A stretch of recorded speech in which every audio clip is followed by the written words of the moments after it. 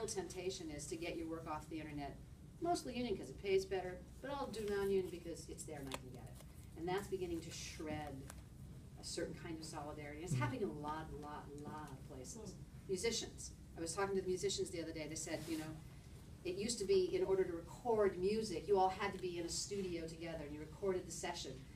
Famously, Tony Bennett did, the first album that he did with guest soloists was with the Dixie Chicks were part of that. This was like 7 or 8 years ago, and they did a documentary about it. And in the documentary, the Dixie Chicks talked about, and at this point they were at the height of their popularity, it was the first time they had ever recorded in a studio with all of the musicians there. First time, because Tony won't do it any other way, because he's old school. They were used to going into a studio, putting the earphones on, they would listen to the music that had been recorded other places and mixed, and then they would sing and play along with it, but they had never seen the other musicians, let alone been in the room with them. They said what an amazing difference it was. So for musicians, same thing's happening. You know, it's harder to hold them inside the union if they can go into their home studio and play the oboe for a Disney soundtrack that's mostly being recorded non-union in London, and they need your oboe thing, and you just do it, ship it off, get paid, boom. It's a different world, and I'm sure every union person in this room would have a story about how the workplace has shifted. Sometimes it's literally changed. Sometimes it's a change in the workers. But our task as labor is to figure out how do we respond to those changes. We're way off the topic of common sense economics, sorry. I don't think I'm just kind of curious as to you talking about that. In our union, we have very, very deep fines if people do non-union work. Matter of fact, you're out. We do too. So, I mean, But you know what? How do you identify them? So, pretty easy. on camera, you would see me. My voice, well, okay, I have a pretty distinctive voice, maybe. Musicians, how would you know whose oboe that was? There's no way to know. That's the scary part. Do you? I mean, you don't have something set up to kind of police the industry to kind of. It's the You know what I'm saying? The wish union system. itself. Yeah, but I mean, it's huge, so it's very, very hard. There are ways to try to track it, but honestly, think of There's no all license, it's not the deadly, they're content not that's scared. produced across, just in this country alone, it's gigantic. The arts and entertainment sector of this country is the second largest exporter of product behind military. That tells you how much of it's done. And one quick thought, especially in this area, and I don't pretend to know how to do it or not, but this is kind of like Silicon Valley East in a way, you know. And you have, like you said, you mentioned IT people. There's professionals people. There are people working in these government contract companies and stuff like that. And while it's not the labor image you conjure up of in your mind of the old days going down in a mine with no protections and things like that, there's still a lot of issues that go on in those places.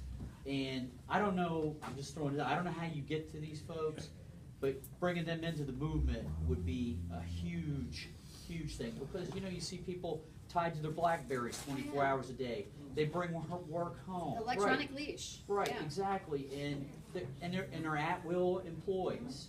And the list goes on and on and on. So I actually think common sense economics is a great tool for the labor movement because you can begin to have those conversations with people who are not yet in unions.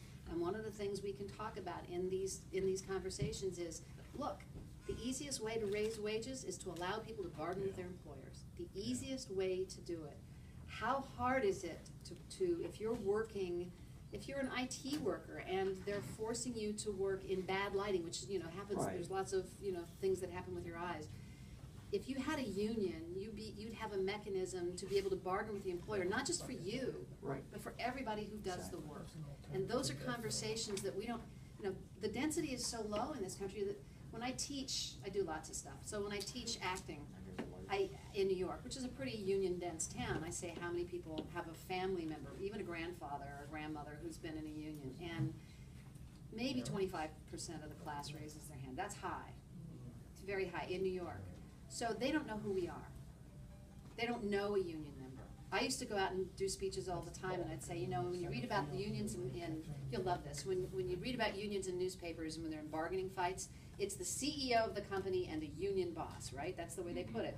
So I go to people, okay, I'm a union president, so when you see union boss, see my face. And it's like, whoa, I said, yeah, you're a union boss. You know, they use these images of unions as thugs, as uneducated, as uncouth, as, you know, lazy. Organized crime. Organized crime. You know, we have to push back, and the best way to push back is to meet people. Because every single person in this room is an advocate for labor. I think what's really important is to get this type of thing off the ground is to build a consensus community within the different unions. You know, Dan does this. they Yes. do it. Like when I go to Giant, I know who their shop stewards are in my store, and I talk to them. If they've got an ongoing thing, I go talk to their manager. Mhm. We've taken groups in there before when they're going through negotiations or such.